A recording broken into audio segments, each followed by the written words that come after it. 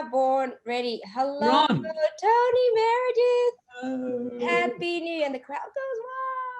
Happy New Year to you. How are you? Awesome. And how are you? I'm terrific.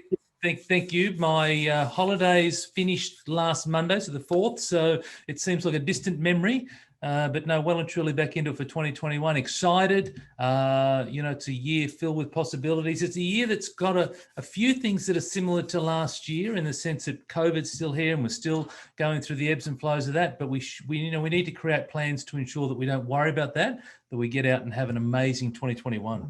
Absolutely. I thought it was very apt that we have you on board to kick it off because people, one of the first few posts I put out at the start of the year in the Property Development Australia page was about what are your goals, and then like from there, Yep. we need to make sure that we're not just sort of saying these things because they sound nice and fluffy and all rainbows and everything. Like we need to take actionable steps towards them. And who better to lead us on this journey of action taking? Thank you. Then do you know anyone? Let me think. It's Mr. Tony Meredith himself. So for all of those in Facebook land, and I'm just going to make sure that we are, there we are, where we are live. Any comments, any raving accolades for Mr. Tony here, please do feel free to pop it in the comments. But absolutely. Keep all that coming. That's so important. That's the most important bit. There we go. Sean's joined us. Hi, no, good afternoon, that's not everybody. Your video, that's my video. Oh, is that who? What's that? That was. It's not another episode of the. Oh, don't do that to me, Cheryl, please. Golly. Hijacked. Hello, everyone. So we're going to talk about goal setting today, and there are 3 things about goal setting, Tony. Yep, there are. Yep. What are they? It's goal setting. Yep. Actually knowing what the goals are that we want. Yep. But planning for it. Yep. Having clear idea of how we're going to execute it. Yep. And then goal achieving. You got it. Sounds easy. That's it. Done. That's the session. All right. Good night. Thank you. We're condensing business of property. We're just really short, sharp, and punchy. Goal setting. So it's all about setting a goal. And for a lot of people, they set goals at this time of year for the wrong reason. We've gone through I call it the January 1st effect, where people have New Year's resolutions and they're having a few beverages and they're, going to lose some weight or get a promotion or whatever it is. And there's no real meaning or purpose behind that. And so come the middle of January, then it all, goes to custard because they haven't followed through on the things they want. So it's important that when you're setting a goal, it's a goal that actually, it really hits you in here. It really means something to you. Otherwise, you're not going to move forward. And I mean, one of the big reasons that people don't achieve goals is because they're just interested in it. So there's a difference between being interested in a goal and being committed to the goal.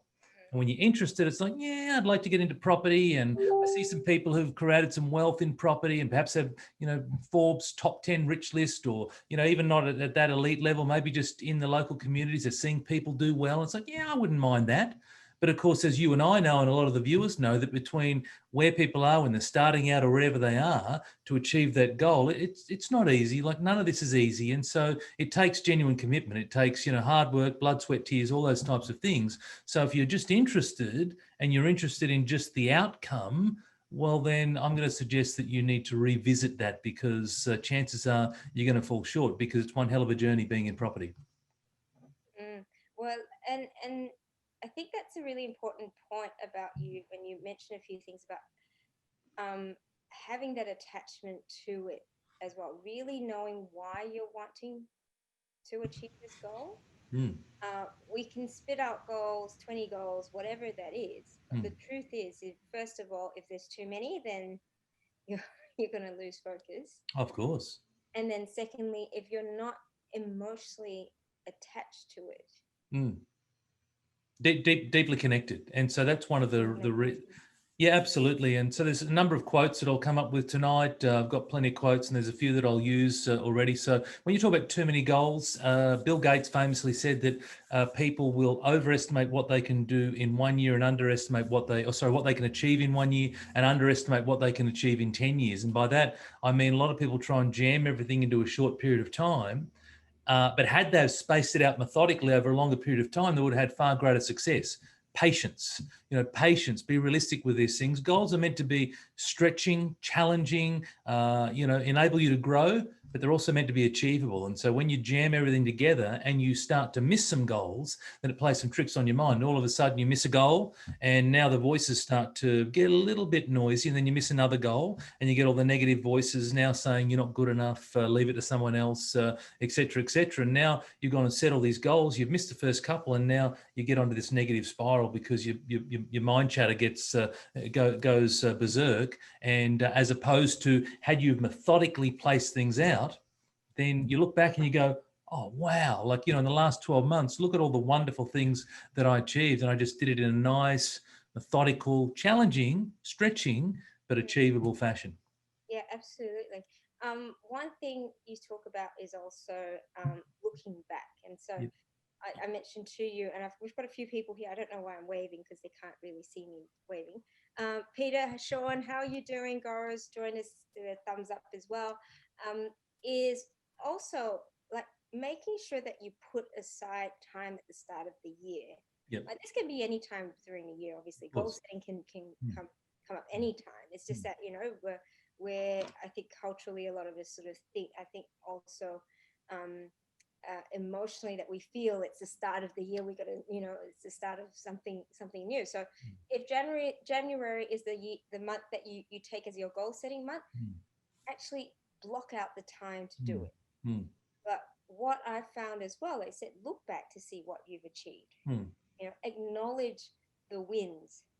Acknowledge that these are the steps that you've taken, but also what the lessons were behind those, Perfect. you go through the wins and the not so great wins. Yeah, absolutely. Well, I talk about this in. I got my two favorite coaching questions, and I've indoctrinated Luke to. He knows them now off by heart. But the first one is what went well. So in relation to what you're talking about, what went well. So as you look back over 2020. If we say to people generally, how was 2020 for you, then what will inevitably happen is you're going to get this enormous tale of woe. That went wrong, COVID this, blah, blah, blah, blah, blah, right? A whole lot of stuff. When you say to someone, what went well in 2020, now someone's got to go, oh, hang on, I've actually got to stop and I've got to get uncomfortable and I've got to think about the things that went well. And what tends to happen is the first one or two, it's a bit clunky. It's like, but then they start to go, oh, and then this happened, and then this happened. And they're on this roll because now all of a sudden they're feeling really good about themselves. So that's the first thing that we should always do. And that also helps with gratitude as well, right? And one of my absolute secret weapons is gratitude. And I'm shared that with many, many people over many years. So gratitude. So that's the first one, what went well.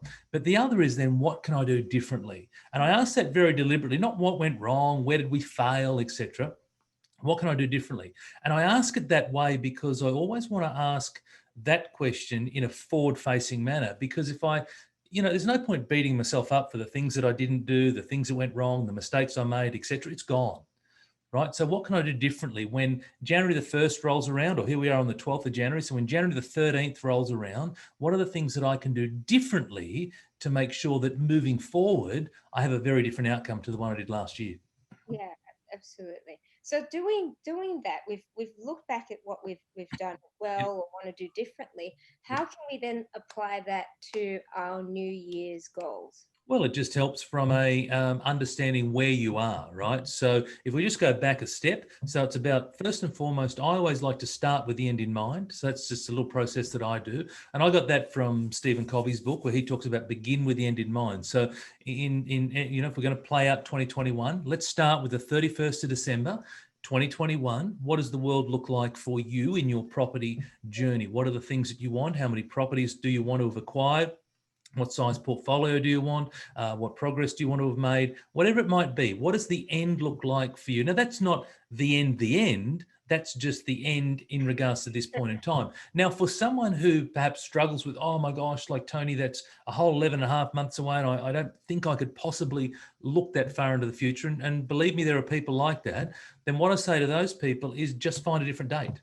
So what's the end for you? So if you're find it uncomfortable or difficult to look at the end of the year, then what about the 30th of June? What about the 31st of March? And let's just start with that for now, and then let's build on that. Let's get some momentum and build on that. So start with the end in mind. And also there's a blue sky thinking process that goes on, and that is that the only limits that we have exist in here.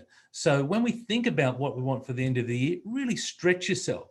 So for example, my business coaching business, we've got a growth target this year of 137% growth, right? That's our growth target. I sat down with the girls yesterday. I could have knocked them over with a feather, right? But nonetheless, that's our growth target for the year. So that's about us removing our limits and really stretching ourselves to have a massive year. And so the same applies to all of us in property. What are the things that we really, really want in property? Now, property is just one element of goal setting as well, right? And I'm focusing on property because of where we are, but there's other areas within our life. Like, we don't want to just become this one-dimensional being. There's 8 different areas within our life, and business or career is but one of those. You've got health and wellness and relationships and fun and adventure and growth and learning, and on it goes, right? And so do you want to achieve goals in those areas as well?